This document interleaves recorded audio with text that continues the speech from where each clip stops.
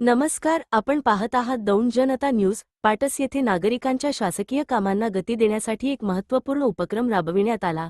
शनिवार दिनांक मार्च 14 रोजी पाटस येथील त्रिमूर्ती मंगल कार्यालयात छत्रपती शिवाजी महाराज स्व समाधान शिबिर आयोजित करण्यात आले होते।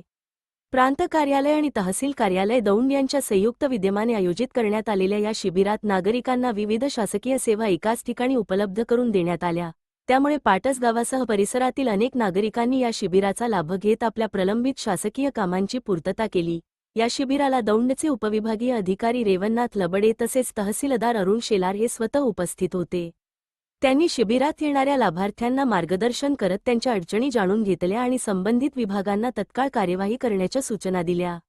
या विशेष शिबिरामध्ये आधार कार्ड दुरुस्ती, आरोग्य सेवा, पशुवैद्यकीय सेवा, पंचायत समिती सेवा, भूमी अभिलेख विभाग, महावितरण सेवा तसेच 7/12, 8 उतारे आणि भोगवटा वर्ग 2च्या जागेचे भोगवटा वर्ग 1 मध्ये रूपांतर अशा अनेक शासकीय सेवांची सुविधा नागरिकांसाठी उपलब्ध करून देण्यात आली होती।